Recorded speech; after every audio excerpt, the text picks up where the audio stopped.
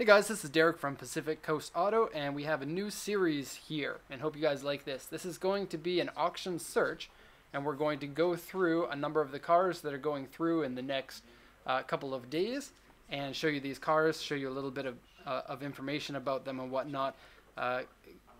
One thing to keep in mind though is that these cars are going through auction in the next couple of days, and you likely won't be able to bid on them because it takes a little bit of time to set up an account.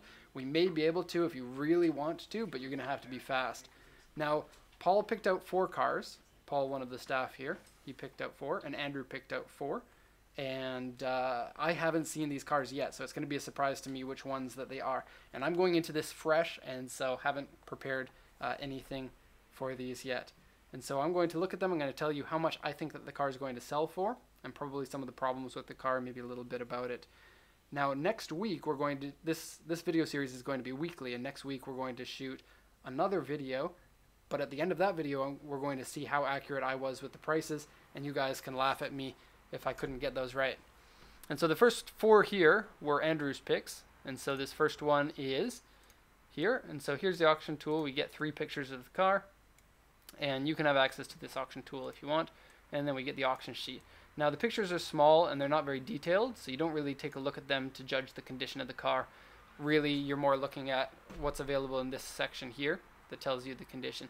And so this is a 91 Cappuccino. This one can be imported into the USA, and that's the first year that this car is legal in the USA. It has a 660cc engine, and this one has just under 69,000 kilometers. Looking at the condition here, it has a Suzuki Sport strut tower bar. It has an Apex air filter, aftermarket wheels and aero. Let's take a look at the wheels. They're maybe a 14. Aftermarket front bumper, and then the rear spoiler, kind of a larger size rear spoiler. This one's an auction grade R, so it's been in an accident. And then the problems with the car here, it says this is a no claim car, so be careful bidding. So if there are problems with the car, then you can't get any compensation back. It also says the power window doesn't work, AC doesn't work, the car doesn't idle very well. The color of the car has been changed. It was a front end accident. The engine is shaky. Core support has been replaced, and the front inner panel is dented. And so it looks like the condition of this car is pretty bad, and the engine needs at the very minimum a tune-up. A car like this I generally wouldn't recommend. It also has some rust on the roof, which is weird because the roof panels are made out of fiberglass, but they have some metal in there too. And so these Cappuccinos can go anywhere from about 200 to 700,000 yen. And this one, because it's not in very good condition, I'm guessing it'll sell for about 250. And I think that's a little bit high because the car is, people from the US are eager to bid on these cars. And so I think that if that weren't the case, it would probably sell for a little bit less. Okay, going on to the next one. Just going to close that one down. What do we have here? Okay, this one's a Mitsubishi GTO, also known as the 3000 GT. And this one here is a 1991. This is a twin turbo model, 3000 cc. Still has registration on it, lowish kilometers, that's 83,515. It says the AC doesn't work. The shift knob is peeling, and the marker light is cracked, and then it has peeling paint on the roof and the hood. Now you can't see that in the picture very well, the peeling paint. You can a little bit if you look right here. And then some paint fade on the rear bumper. Body is otherwise in pretty good condition. It's hard to tell exactly how much these will sell for. They're good cars, but not an awful lot of people really love them. And so the ones that are legal for the US aren't particularly more expensive than the ones that are a little bit newer. This one I would say is probably going to go for around 500,000 yen. I'm going to try to pick just one price and not a range of prices. And considering it's at auction, that's going to make me look like I don't know what I'm talking about a little bit more. But usually when I quote prices, I'll quote a range of say 500 to 600,000. But for the purpose of this video, I'm going to go with 500 on this one. Okay, Andrew's third one here is, interesting pick, Andrew. A Honda Acti. This one we get an interior picture for. Okay, and this one is a 660cc. 1991 was the first year of the 660. Before that, they were 550 cc's. And so this is roughly around 50 horsepower. This one is four-wheel drive or two-wheel drive? HA4 is a four-wheel drive model of it. I believe these ones are fuel injected for this year, but I'm not 100% sure. Now take a look at this little star here. See where I'm circling? That star means the mileage is unknown, and the reason for that is because K-trucks only have 5 digits in their odometer, and so there's a good chance this one has rolled over. And so instead of 17,900, it's actually 117,000. The condition of this one, let's take a look. It has a pillar dent. It's been in an accident. See the R grade here. And the front pillar has been deformed. Seat is ripped. Engine makes strange sounds. No claim, so see this one in person if you want to bid on it, is what they recommend. And then if you look at the excuse me, look at the body here, it looks really rough. Cracked headlight. A3 is the large scratch here. U3 is the large dent here. AU3 and P is a large dent with some paint repair done there, and then a lot of scratches on this side and a lot of dents in the roof. This is going to sell for probably as cheap as possible. Just put these down. So this one starts at 2,000 yen. I think this one will sell for in between 2,000 and 5,000 yen, but I don't recommend cars that have engine problems per se. Okay, on to the next one. This is Andrew's last one.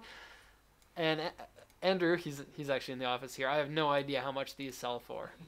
No idea at all. This is a camper made out of a bus platform. And the pictures on this one are bigger, so you can see a little bit more. Let's just go to the auction sheet first. Now, let me just say a quick disclaimer about camping cars. A lot of times when you buy cars from the auction here, you're not going to get a good picture of the interior or what accessories they come with. And so campers are a risky buy from the auctions because of that. Also, camping cars can be in really terrible condition with some of their accessories. For example, like the TV might not work, the heater might not work, the sink, the shower, these things might not work. And so buying a camper from Japan is cool because you can get the diesel, the four-wheel drive campers that you can't find anywhere else. And prices are really good, but you really have to be the kind of buyer that's okay with that sort of thing. And so this one says the battery is dead, the audio doesn't work, and there's some stain in the interior, but generally it looks like it's in good condition. The seller doesn't say what camping equipment it comes with. He just says that the camping equipment hasn't been tested, so see yourself for details. Has a little bit of rust on the front bumper here and on the hood. And it actually has seat belts for 10 people inside the car. That's really interesting. And so kind of a party bus, I imagine. I wonder how many beds there are inside here. Actually, I've seen some that the entire rear section here is a giant, like, king-size bed. So I wonder if this one's like that. Okay, so my guess on this one's going to be 800,000 yen. And this one also can be sent to the USA because it's 25 years old. Okay. Oh, you're hurting me with these picks, Andrew. This one's a CLS. 3-liter BMW. It's a classic BMW. They sell for quite a bit of money. I'm just going to quickly go over this one because... Is this Paul's first? Oh, yeah. Pardon me. You're in the Paul cars now. Sorry. This is Paul's car. Paul's first one. So, 4-speed manual. This one says it's a carburetor model. And so I guess you can get these fuel injected or carbureted. The CSI would be the carbureted one, and this is the CS. So I guess maybe the year before or something.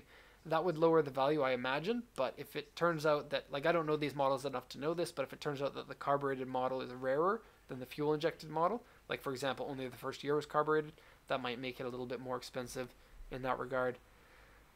Just going to take a quick look at this. So this was an imported into Japan car, and one of the nice reasons about, one of the great things about Japan is that you can get pretty much any car here in Japan imported from other countries because the regulations are pretty lax. And so I don't know if this car was originally sold in Japan, but this one in particular was brought into Japan. It says the engine room has sealant cracks. What else do we have here? The exterior has been fully repainted, and that's the original color of the car, hasn't been color changed. It has an oil leak, but usually that's minor. Power window doesn't work. Seats have been modified, probably relined because it is such an old car. The year on this one is 49, so that would be a 1974. Yes, correct. 1974. It looks like a gorgeous car, and I would love to take one of these out for a spin. Price? I'm going to say 3.2 million yen for this one. Actually, no, let's change that. 3.5 million yen. Okay. Thank you, Paul. Paul's what? I've literally never seen one of these at auction here before. Now, let me tell you a quick story. I'm not going to let this go on too long. Mitsubishi had the license to sell CJ Jeeps in Japan branded under Mitsubishi. And so they are the same as a CJ Jeep for most of the parts, although many of them came with a diesel engine, and the diesel and the gasoline engines of the Mitsubishi versions are different from the Jeep engines. And so, interestingly, you get a more reliable Jeep by buying the Mitsubishi ones. This one, though, being a 4-door with the barnyard doors on the back is really cool. And the two-tone paint, I don't think it's original. Let's see. Well, the seller says it's original, but I don't know if I would trust him. That seems like a pretty weird type of paint for this style of car, I would say. Mileage is 48,213, but like the K truck, the mileage is unknown on this because it's only 5 digits on these Mitsubishi Jeeps. The body on it has a lot of marks here. You can see C means rust, B means dent, B2 means a larger dent. This part here has been repainted, that's what W means. Some small rust, but considering the age of the car, this one here is a 84. You know, a little bit of rust is to be expected, and it's kind of a good idea. Like if you're looking for one of these and it has completely been restored and there's no rust on it, the price difference will be an awful lot. So for a lot of people, the value of getting one that's slightly rusty is worth it. This one here is past emissions compliance in Japan. That doesn't matter to you guys. What else? 5-digit gauges. It has a winch on the front. That's cool. Fender mirrors. That's really cool. I think all the Mitsubishi Jeeps have the fender mirrors. What does it say here? Underside is being painted. Various corrosion on the car. Headliner is ripped. Seat has large rips in it. Unfortunately, there isn't... Oh, there are interior pictures. Here we go. Now, these don't have power steering, so they usually come with a giant steering wheel. And so when you drive them, it's a little bit weird because the steering wheel touches your legs. And then how many seats do we get? Looks like it's 5-seater. This is really awesome. Good pick, Paul. I kind of want this. And so it has the transfer gear here. You can run high and low gears, 4-wheel drive or 2-wheel drive. And is this one diesel or gasoline? Let's take a look. Gasoline, 2.6 liter. And that would be an inline 4, I imagine. Cool. Cool pick. How much for this? I'm going to be so far off on this. I'm going to say 1 million yen for this one. Okay, Paul's second to last one. A classic Toyota Mark II. With 5-speed. Okay, 41,206 kilometers. Mileage unknown. And this is pretty interesting. We've gone through 7 cars now, including this one, and all of them have been old or classic cars or importable into the USA, at least 25 years old. And so that makes it more difficult for me because the older the car, the harder it is to guess how much it sells for. So this one has been color changed to gray. It doesn't say what the original color was. It's a 4-speed. It has cooler. Now cooler means like a... What's the word for that? Swamp cooler? Do you guys know what that is? Evaporative cooling? Right. It's evaporative cooling. It's not actually AC in the sense of modern AC, so it's not going to be that cold. It comes with an M series engine. I think that's the M1M engine, which is actually just called the M engine because it was old enough that they didn't give it a number. Manual transmission. It even has Japanese registration so that you can drive it. You can see the license plate has been blurred out here. 5-digit odometer. And let's see what's wrong with it. Engine room has some rust in it. Underside has a small amount of rust and has been repainted. Various scratches, dents, and paint wave on it. A small touch of rust here at the top. Now, I'm not translating these sheets completely. I could do that, but I think it would be a little bit boring. Seat and headliner are ripped. And driver's seat, the rip has 2 rips, a 10 centimeter rip and a 5 centimeter rip. The body looks to be pretty good, other than some slight rust up here and a kind of a medium rust, a C2 here, and then a Y2 means cracked taillight. Probably, the year on this one is a 72. It's old enough that the prices really start to climb here. Because in Japan they don't really have that many old cars compared to other countries, you see a spike in prices once they're about 25 to 30 years old, and this one being, I don't know, I'm not good enough at math to figure that out. 1972 is how old? That would be years. 44 years, right.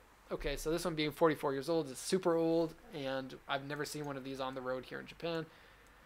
And so I'm going to give it kind of a high price guess, and I'm going to say 1.5 for this. 1.5. Okay, here's the last one. And it's the only one that isn't an old car. Thank you, Paul. And the pictures are big enough that we can't fit them all on the screen at the same time. And so it's got the lovely 3-spoke wheels that nobody really likes. If you like them, that's fair enough, but not many people do. And usually these wheels will lower the price in the car, strangely enough. Okay, this one has been repainted, so that's not an original blue color of this vehicle. It has body kit on it. The rear spoiler is GT style. This one's 1995. This one can be imported to most countries, but not the USA yet. It is not 25 years old yet. It's a Type R Bathurst edition. Bathurst is from the race in Australia where these were really successful cars. Of course, rotary engine. This is a grade 3.5 interior, exterior B, so generally pretty good condition. 70,000 kilometers. Aftermarket Aero Parts GT wing. Advan 17-inch wheels. Aftermarket exhausts and steering wheel. AC doesn't work. The emblem is peeling or taken off? Coming off. Okay, so no emblems on the car anymore. Core support is dented. Rear gate and the hood so the hatch and the hood have been removed and then put back on again, so there are marks from them being removed, but they're the original products. Extra gauges inside the car, and the seat has a rip in it. Is that an aftermarket seat?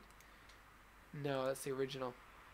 Aftermarket seats typically only last about 5 years from what I've seen before they start to rip, whereas original seat is usually good for about 15 to 25 years before it starts to rip.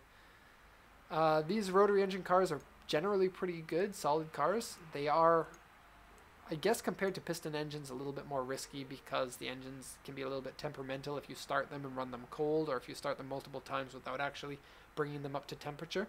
And so when you're shipping the car, that can sometimes cause a little bit of problems, but I think they're great value for money. This one's an early model, so they're not as fast as the later models, so you can get them for a better price. The mileage is low, and for the RX-7s, mileage is king when it comes to the price of the cars, and so the low mileage ones will sell for a lot more than the higher mileage ones. And I think that comes down to the reliability of the rotary engines.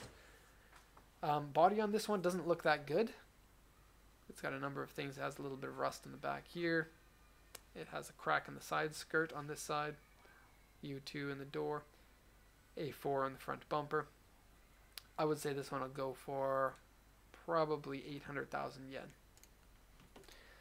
Okay, so that's going to be the end of this video. Hopefully I wasn't too long there. And if you have any questions, you can post them in the comments section. We're going to be doing this video every week. Since this is the first video of this series, let me know how it goes. Let me know if you have any suggestions or whatnot. And we're going to go from there. So hope you enjoyed the video. Thanks for watching.